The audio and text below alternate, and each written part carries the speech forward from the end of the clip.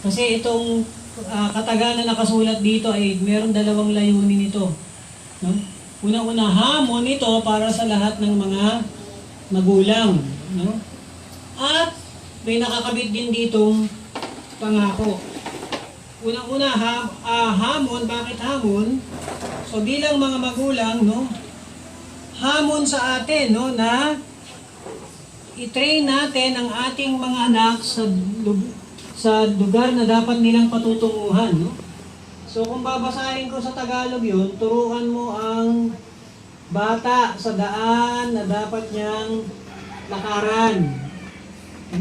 So mga parents, yun ang utos ng Diyos, hamon ito sa atin, na tayo bilang mga magulang, turuan daw natin ang mga anak natin sa daan na dapat nilang lakaran. Amen? Oh. So, hamon yun sa atin at utos ng Panginoon. At ang kanyang pangako, at kung tumandas sila o siya, hindi niya ito hihiwalayan. So, alam niyo po, unang-una ako na-expose sa outreach na ako'y 13 years old. Nakatira kami sa San Juan, na na-invite ako ng isang charismatic group na nagkakaroon ng meron silang outreach doon sa malapit sa lugar namin. So, yung teacher pa nga nun ay babae. So, pumunta ako out of curiosity. So, first time kong nakakita ng isang tao na mayroong hawak siyang Bible at nangangaral mula sa salita ng Diyos. So, nangaral siya noon. So, sumabay lang ako. So, siguro ako'y nataniman. No, pagdating ko ng 23 years old ako ay nakakilala ako kay Kristo bilang tagapagligtas. Kaya nga ito'y blessing na itong mga batang ito ay nandirito ngayon. No? 4 na araw sila nandirito at makakapagtapos sila ngayong umaga ng kanilang Vacation Bible School. No? So, kaya nga ang Bible, no, ay ito ang ating magiging manual. No? Dahil ang Bible, ano ba ang Bible? Ano ba ang Bible sa inyo? Pagkakilala niyo sa Bible. No? Ang Bible ay salita ng Diyos. No? Ito ay salita ng Diyos. Kaya nga sabi sa banal na kasulatan, ito ang magiging batayan ng ating paniniwala at pamumuhay. Pag ang paniniwala mo ay nakatindig sa salita ng Diyos, pangako ni Kristo, anumang gaano man daw kalakas ang bagyong darating, amen? Whether in ay signal number 4, hindi magigiba yung iyong pananampalataya. Bakit? Dahil ang sandigan mo ay ang salita ng Diyos. Kaya nga ngayon sa dyaryo, sa TV, manunood ka, bakit napakataas ng krimen, ng crime? Bakit mataas ang crime? Tao nagpapatayan, nagnanakawan, nagsisiraan sila ng ano. Sinong gumagawa nito? Gumagawa nga nito ay mga tao. Bakit sila nagkaganito? Kasi nung sila ay bata, hindi sila naturuan, no? Ng kanilang mga magulang ng salita ng Panginoon. Kaya anong nangyari sa kanila? Sila ay nalihis ng landas. Kaya ba gusto nyo malihis ng landas balang araw? Diba? Kaya tayo nagpapasalamat, hindi aksidente na kayo dinala dito ng Panginoon, no? Para sa inyong murang pag-iisip. Ang bawat isa sa inyo ay makilala nyo si Kristo bilang sarili nyo Panginoon at tagapagligtas. No, dahil ang Biblia ay salita ng Diyos, dito mo lang makikilala ang tunay na Diyos at tunay na tagapagligtas. Merong talata na sinabi sa banal na kasulatan, what shall it profit a man if he shall gain the whole world, but at the end he loses his own soul? Ano mapapala ng isang tao? No? Sabihin mo na siya na ang pinakamayaman. Sabihin mo si Henry C., pinakamayamang Pilipino. May-ari ng SM. Siya ang pinakamayamang Pilipino. Sabihin mo na ikaw ang pinakamayaman. Anong mapapala ng kayamanan mo? Sa bandang huli, ang kaluluwa mo naman ay pumunta sa kamatayan o sa impyerno. Tama ba? So yan ay warning sa atin ng Panginoon. Kaya nga ako bilang isang magulang, maaring wala akong maraming pera sa bangko, wala akong malaking bahay na maraming kotse, maaring ganon, pero pagdating sa tunay na kaligtasan, alam ko to. Amen? Ito'y aking nasumpungan. At ito'y naipasa ko sa aking mga anak. Okay? Naipasa ko ito sa kanila. Kaya nga, hamon ito sa ating mga magulang dito. Paano mo maibibigay ang isang bagay na wala ka pa? Tanungin niyo inyong mga sarili, ligtas na ba kayo? Mga nanay, mga tatay? Kung hindi ka ligtas, hindi mo tiyak ang patutunguhan mo, pag ikaw ay namatay, kawawa ka naman. Ikaw ay pupunta sa impyerno. Paano yung mga anak mo? Mas lalo silang kawawa. Di ba? Dahil kanino sila aasa nang magtuturo sa kanila ng daan sa kaligtasan? Sa atin yun, bilang mga magulang. Tama ba? So yun ang sabi ng banal na kasulatan, no? Kaya nga,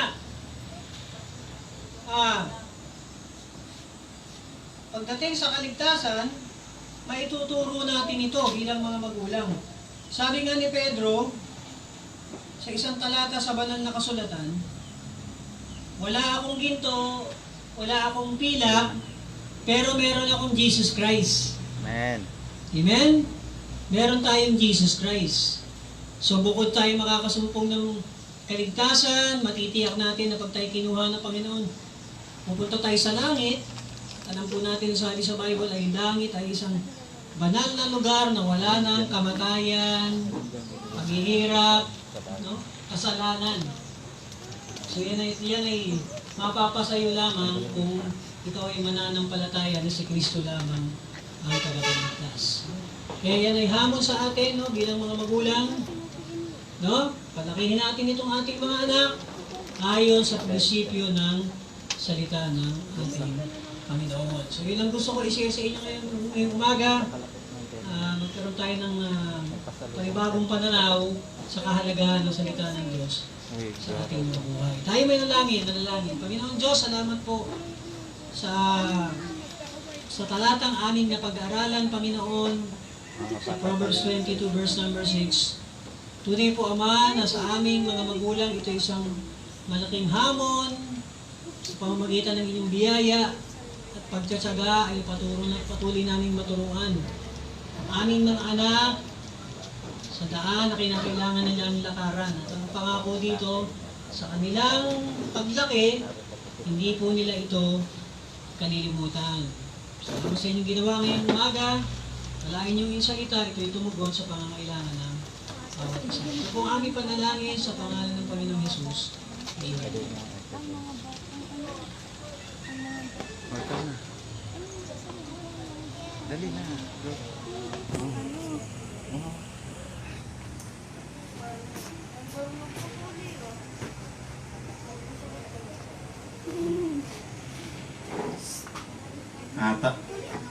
Tawagin natin si Yuri para magbigay ng kanyang special number.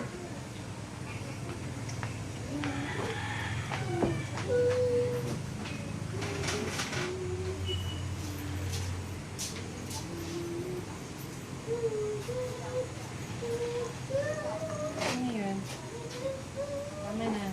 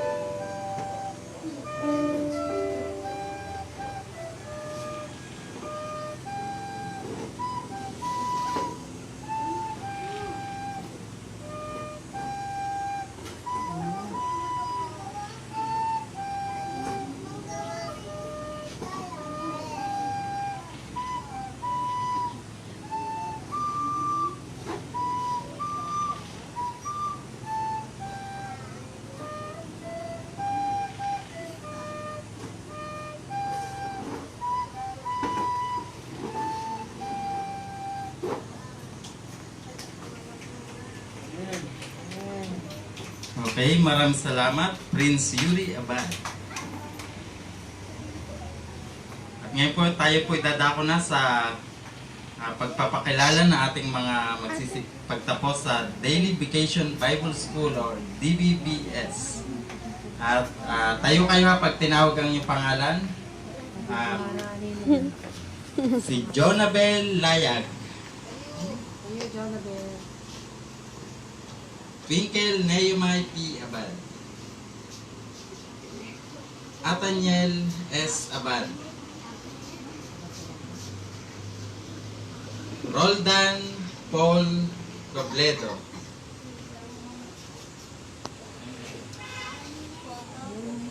Jeremiah San Buenaventura,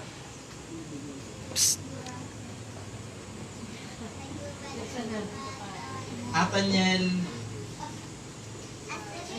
Ashril Amley Abad, Amiel Alain S. Abad, Magkakapatid. Maha P. Aiko, Dale Joseph P. Abad,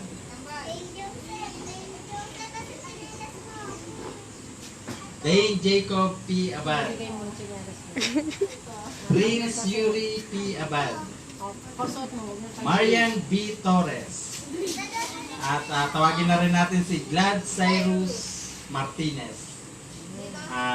Pinapakilala ko po sa inyo lahat ang nagsipagtapos sa Daily Vacation Bible School. Palakpakan po natin sila. Sige, upo na kayo. Dali. Mamaya, picture. O, sige, magyakapan pa kayo. O, sige, yakapan pa. O, sige, na-embrace. Ba't na nag-embrace mo? O, yakapan pa. Sige, upo na. O, ayun pa magyakapan. At ngayon po, igagawad na natin ang mga ang kanilang mga award. Unahin po muna natin ang perfect attendance. Hindi buo na yan. Buo na. Sige, tawagin natin perfect attendance, most active, most behaved, best in arts. Roldan E. Robledo. Ay, magulang na. Roldan, punta ka doon. Lalagay yung sabit. O, photo. Okay, Picture. O, sabit mo. Yan, picture. Harap ka dito, ayan. O, yan. Ang dami mong sabit, Roldan. Very good. Most active, Ashril Amley Abad. Very good. O, ito na sabit dito. Jara, ikaw na. Pag tinawag niya, papalakpakan mga bata ha. Very good.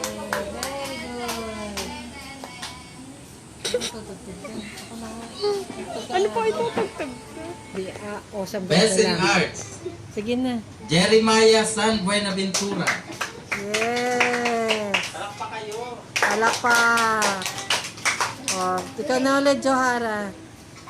Best in RC, Jerem.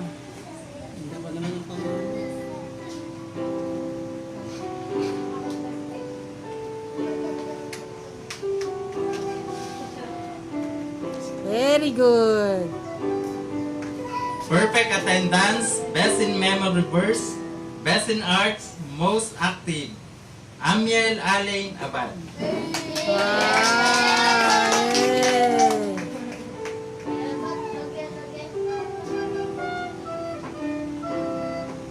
Ta-da-da-da-da-da. Perfect attendance, most behaved. Jonabel P. Layag. Whiskey late. Perfect attendance. John Nabela, sa si mama mo? Bale. Yan. Tuloy-tuloy lang, Josan. Tuloy-tuloy lang. Yan. Perfect attendance, most active, most neat, Marian B. Torres. Dami ng award niya na. Mami, punta ka dyan. Kami,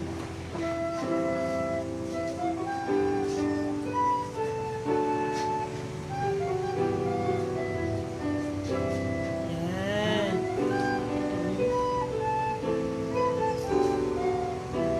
Most active, Nathaniel S. Abad.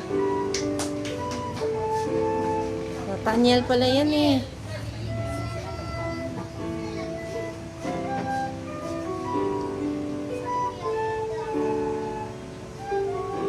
Perfect attendance, most behaved, most active, most neat, best in memorables, best in arts, Maha P. Aiko.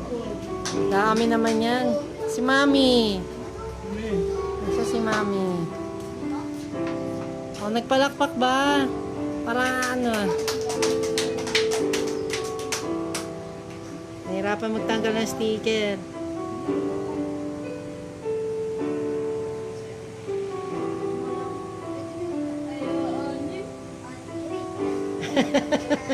Para naging cola. Lara, tayo ka dyan. Tabi. Yung mukha ni Alex, nasa mukha lang yan.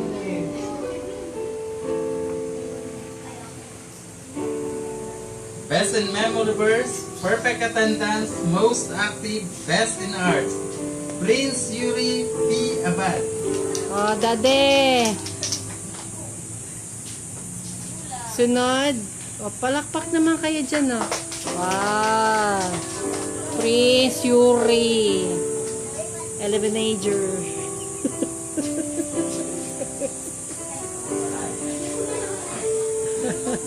Perfect attendance, most active, most neat, Twinkle Naomi P. Abad. Wow, Naomi. Ah, may sabit din, ah. Inkambal. Most behave. Perfect attendance, Dane Jacob P. Abad. Ay, ang bata pala. Wow, sino si Jacob? Ikaw talaga si Jacob, hindi si Joseph. Asan si Jacob? Meron eh. Asan si Jacob? Ay, tinuro si Joseph. Perfect attendance, Dale Joseph P. Abad. Wow. Ah, asan si Joseph? Asan si Joseph? Ah.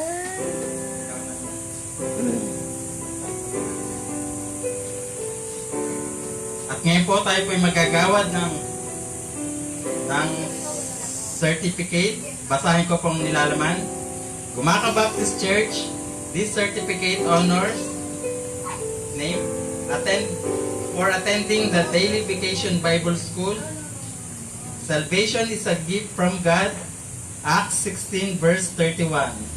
Learn important Bible lessons, memorize Bible verses, sang biblical songs, work on craft projects, play games, and enjoy taste snacks.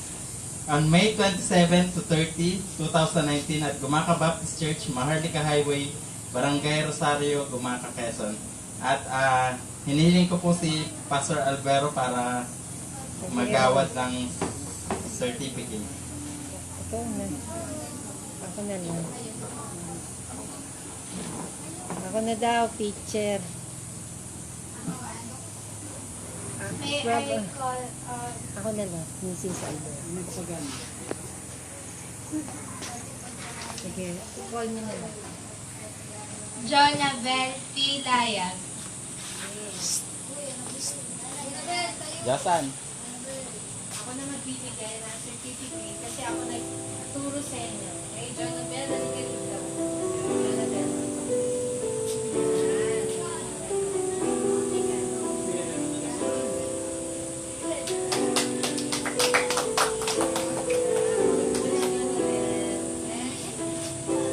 Twinkle P. Abad.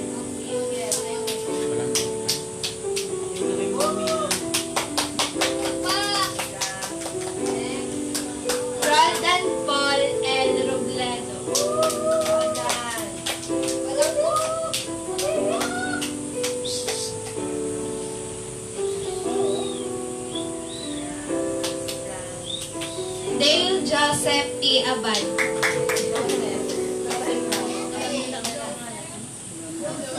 Halika dito, Joseph. Dito. Kambal naman kayo. Ito yung... Yan. Check kayo na din. Yan, okay. Ito kay Joseph. Tagal mo. Tagal kay Jacob.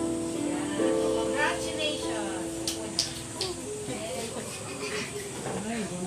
Marian B. Torres. Marian.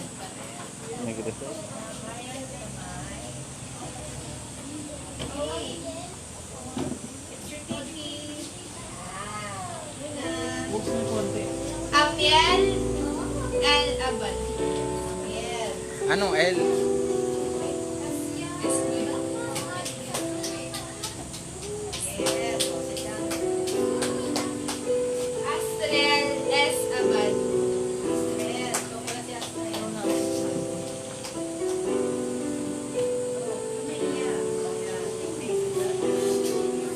Prince Yuri P. Abad. Prince Yuri.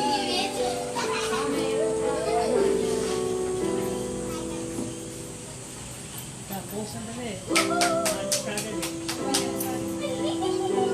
Ano pa yan? Mahapi Aiko.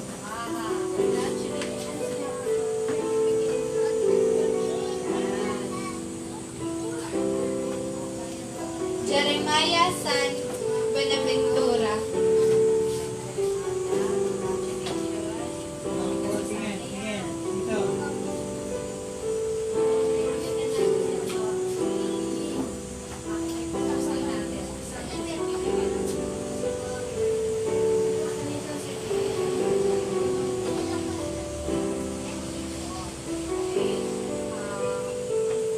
Bibigyan din natin si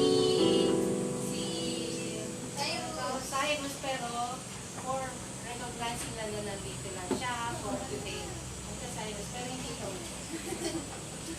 For picture purposes. Okay. Cyrus, for coming today. Thank you. Yan. Cyrus Martin. Plaza. Dali mo na po. Gagawa ka na lang ako. Okay, yung mga envelopes nito, ay ito mga project ninyo to, no?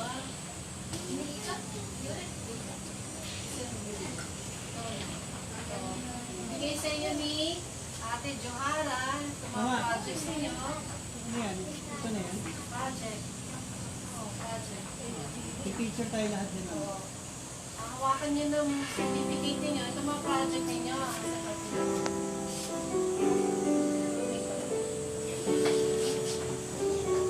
Mamaya, abot na lang. Mayabot na lang ito sa inyo mamaya. Pero ang naman ito, okay. Naman ito ang mga project ninyo na ginawa ninyo. Yan. Nandito sa loob. Okay. Tapos, ayan, yung book na ginawa ninyo. Okay. Hindi ko lang yan. Ayan. Kasi ito, sa inyo to, bibigay nyo to sa magulang niya, basahin kung paano nabasaan. Nandito naman yung mga envelopes nyo. So, lahat tayo tatayo dito ngayon para pakita yung certificate na gano'n at for records, okay? Lahat na, lahat. Dito lahat tayo. Tawakan yung certificate nyo. Sa pinakagulan. Tas, yung isang bisita, yung bibigyan ng solo. Hindi, yung solo. Tapos ito, yung dati hati-hati na lang. Picture na dito, picture na dito. Halika dito. Kasama ang kapit. Pwesto maigi. Okay na to, ganito na kami. Ready? Pagkatapos yung aalis lahat na